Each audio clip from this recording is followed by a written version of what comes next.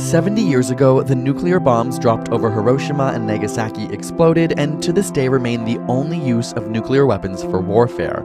But with around 15,000 warheads remaining in the world, what happens if we have a nuclear war? The impact of a single nuclear bomb depends on many factors like the weather, weapon design, geographical layout of where the bomb hits, and if it explodes in the air or on the ground. Approximately 35% of the energy comes in the form of thermal radiation or heat.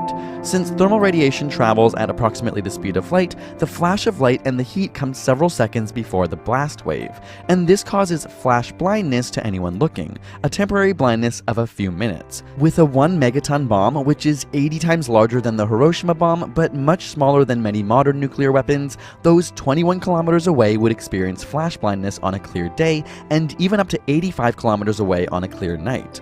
Thermal radiation burns happen closer to the bomb, with first-degree burns occurring around 11 kilometers, second-degree burns at 10 kilometers, and third-degree burns destroying skin tissue at 8 kilometers. Third-degree burns that cover over 24% of the body will likely be fatal without quick medical care. These distances are variable depending on the weather and what clothing you're wearing. White clothing, for example, can reflect some of the energy, while darker clothes absorb it. At its center, the Hiroshima explosion was estimated to be 300,000 degrees Celsius, which is over 300 times hotter than the temperature bodies are cremated at. But most of the energy released in a nuclear explosion is in the blast, which drives air away from the site of the explosion, creating a sudden change in air pressure that can crush objects or knock them down. If we use a 1 megaton bomb as an example again, within a 6-kilometer radius, there would be an estimated 180 tons of force on the wall of every 2-story building, with wind speeds of 255 kilometers an hour. Within a 1-kilometer radius, the peak pressure is 4 times greater, and wind speeds reach 756 kilometers an hour.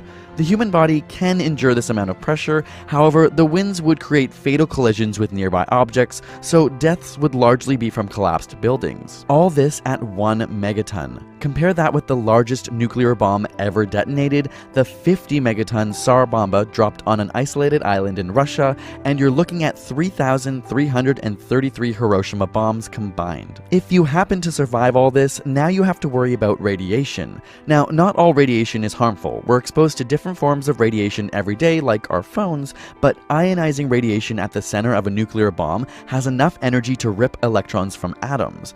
But the amount of radiation you encounter is greatly affected by whether you're outside or inside, in a wooden structure or a cement structure, and so on. Exposure to 600 REM radiation has a 90% chance of creating fatal illness, while a dose of 450 REM is estimated to create a fatal dose within half of those affected.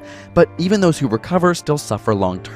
Molecular bonds and strands of DNA are broken, and while most repair, around a quarter don't, which can result in future genetic mutations and increased probability of cancer. Then there is the fallout. When a bomb is detonated on or near the surface of the Earth, the blast creates a crater, and the material that used to be deposited in the crater is carried up into the air as vaporized dirt particles, forming the familiar mushroom cloud. These particles become radioactive and eventually condense and come back down as fallout. Depending on wind conditions, radioactive fallout can travel for hundreds of miles. And though it can fall in the form of black rain, for the most part you can't detect fallout with your senses.